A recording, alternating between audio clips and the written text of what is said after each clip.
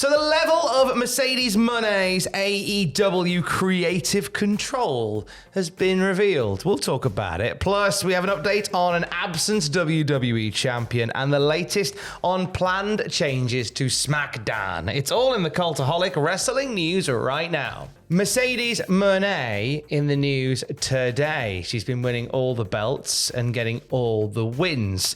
And it has, of course, got people talking about how in control of her own destiny, creatively, she is, Andrew. Yes, as Tom mentioned there, so Mercedes has remained undefeated since her jump to AEW. There's been a few tag matches, though, that she's been in, and she's not won them, but it's usually the other person that gets either pinfalled or submitted or whatever. Anyway, as Tom mentioned, many people thinking that she might have creative control in her deal that has prevented her from losing. But per a report from Fightful Select, sources in both AEW and New Japan insist there is no such creative clause, with one source stating, quote, "She hasn't turned down losing because losing hasn't even been broached."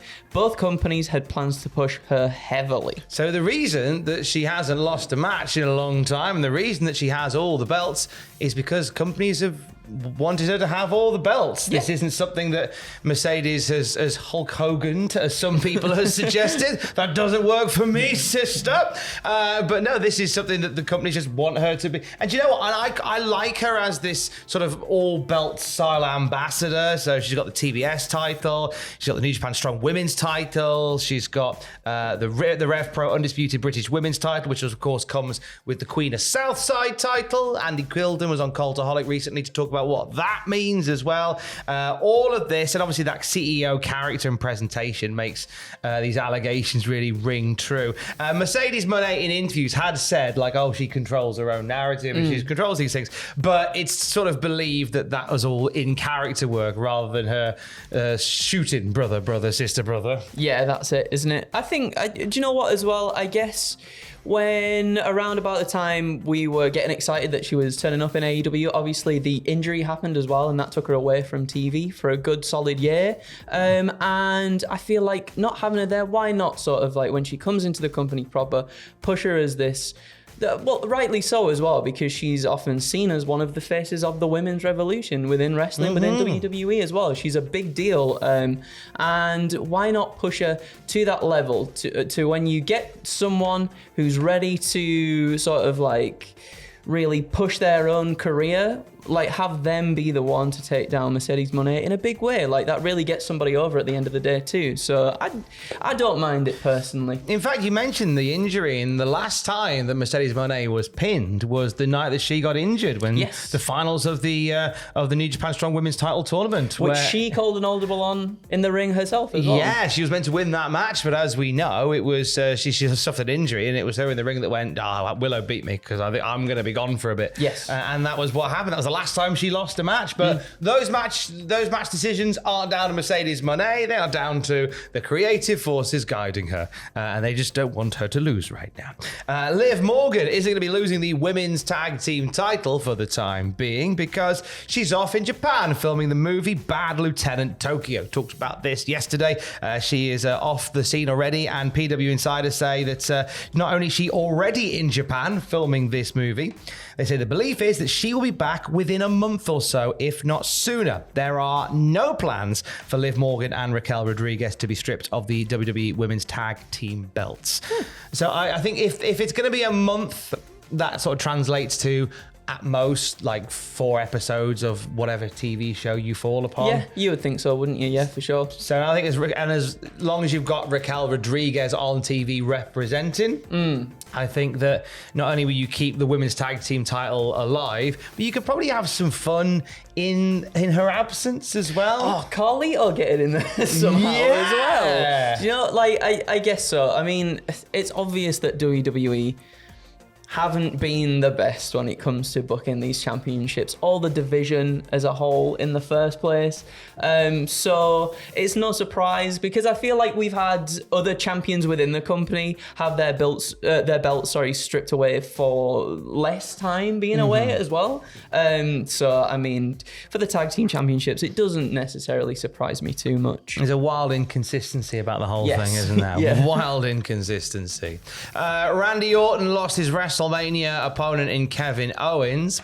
We got quite a good one out of it, didn't we? But a lot of people thought it might be going the way of Randy Orton versus Nick Aldis. Yes. WrestleVotes Radio, Andrew, has told us how close we were, if at all, to getting such a match. Yes, they did. They said, we are told WWE had no real considerations to have Nick Aldis as Randy Orton's WrestleMania opponent. The segment was done where Aldis took an RKO to kill a week of TV, with Joe Hendry already locked down at that point. We are told, however, that Nick Aldis is opening to competing down the road if the story is right and appropriate for him to come back and compete. I'd love to see Nick Aldis back in that ring. Absolutely. Pretty sure we sat here before Mania and went, it could be Nick Aldis, and I that think would be everybody great. did as well, didn't they? Because just the way it was going and certain things that had been said, like perhaps some of it was a little bit too much on the nose for it to be a surprise sort of opponent for Randy Orton turning up at WrestleMania. But at the same time, like, look at this. I know he wears a suit all the time, but you can tell he's still in tremendous shape and he can still go. And that match would, maybe there'd be a few rest holds for sure, yes. But at the same time, I think it would have been a really nice WrestleMania moment. Not to say that what we got wasn't a wonderful WrestleMania moment as well. It might be something that we still end up very much seeing down the line between the two. Absolutely. Nick Aldis currently, though, is the general manager of SmackDown. And a big change on the horizon for SmackDown. Andrew's going to tell you about it whilst I draw you a picture of Sonic the Hedgehog. Oh, wonderful. Yes, this comes from The Observer, who said there has been talks that SmackDown goes back to 2 hours on the 6th of June, but that is not a hard date. It was expected at the end of May. That would be the move back. Company sources say the date isn't etched in stone, but they expected it to be finalised this week. Oh my goodness, spot on.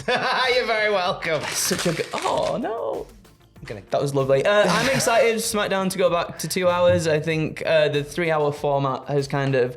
It loses a bit of consistency. The problem with the 3-hour format of SmackDown is that you don't get 3 hours worth of SmackDown. Yes. You get like 2 hours in a, piped into a 3-hour bag. So it's just bloated with ad breaks and long pauses as they send drones across the skyline and like people walking backstage. It's like it's like some of those real cheap cat foods that you get that are just pumped with extra grain. Like, I'm not getting extra cat food here. I'm just getting grain and water. And he loves his extra cat food. Tom loves a good We have a connoisseur at home that will just go, "What are you giving me?"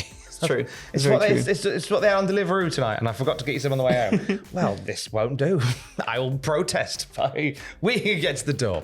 I'm glad that we get to a point where we are back to like a nice 0.2 hours. And obviously, when things change and that the TV deal ends and it moves over to Netflix, then it can just be as flexible as it gosh darn needs to be. Yeah, exactly. That's it, isn't it? Because Raw usually at the moment doesn't necessarily go 3 hours. It does tend to fall a bit short, and I think that might sort of benefit it a little bit better in that format as well. I think it'll probably benefit it a lot more as well. Now, on the weekend, speaking of SmackDown, the classic SmackDown review is back. Myself and Matthew Gregg watching every episode of SmackDown, and we are deep into December of 2002. And we break down we have a breakdown basically, but we also talk about possibly one of the forgotten classics of SmackDown in late 02 that features 4 of the SmackDown 6. Oh, banger of a 4-way elimination match. Oh, what was it? Well, you'll find out. You will find out. Also, over the bank holiday weekend, I had a chat with a guy based in Scotland. With AEW Dynamite coming to the Hydro in Glasgow later in the year, there's a groundswell to get one Glaswegian wrestler on the card, and his name is Ravy Davey. He has had quite the life.